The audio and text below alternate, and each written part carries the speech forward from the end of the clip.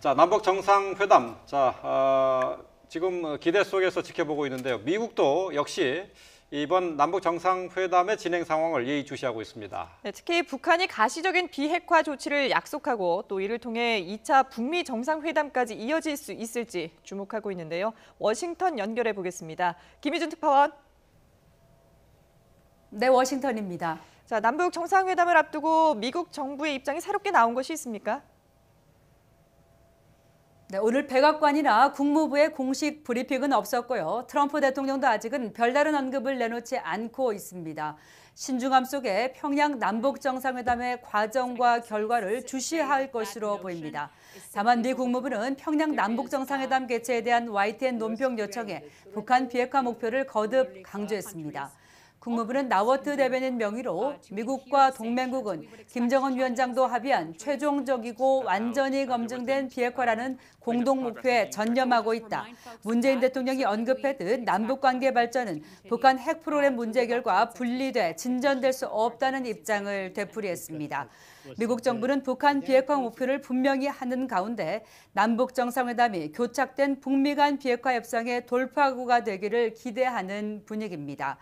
이번 정상회담에서 북한의 가시적인 비핵화 조치에 대한 약속이 나올 경우 2차 북미 정상회담을 이어가며 비핵화 조치와 체제 안전 보장에 대한 담판을 매듭 짓겠다는 것으로 보입니다.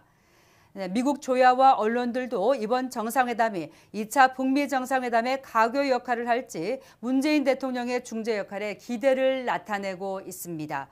한편 강경화 외교부 장관과 폼페오 국무장관은 이틀 연속 통화를 갖고 남북 정상회담에 대한 조율을 벌였습니다. 국무부는 한미두 외교수장이 북한 비핵화 목표를 달성할 때까지 압박의 중요성을 확인하고 북한 비핵화 노력과 남북 대화 협력을 계속해 나가는 데 있어 긴밀히 조율해 가기로 했다고 밝혔습니다.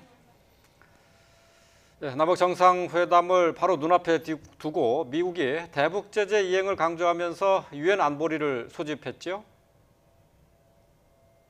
그렇습니다. 말씀하신 대로 미국이 남북 정상회담 개최를 코앞에 두고 북한과 핵비핵산 문제를 논의하기 위한 유엔 안전보장이사회 회의를 긴급 소집했습니다. 이 자리에서 미국은 대북 제재 문제를 놓고 중국, 러시아와 대립하는 모양새를 보였습니다. 헤일리 유엔 주재 미국 대사는 러시아가 제재를 위반하고 있다고 비판했고 러시아 측은 북한의 비핵화를 독려하려면 일부 제재를 풀어야 한다고 맞섰습니다. 중국도 대화를 통한 해결에 힘을 실었습니다. 한편 폼페오 장관은 트위터에서 안보리 회의 소집 사실을 전하면서 국제적 제재는 비핵화 달성 노력에 필수적이라고 강조하기도 했습니다. 미국의 이 같은 움직임은 남북 정상회담 결과를 주시하는 한편 국제사회 제재 공조를 통해 비핵화 압박의 고삐를 늦추지 않겠다는 뜻으로 풀이됩니다. 지금까지 워싱턴에서 전해드렸습니다.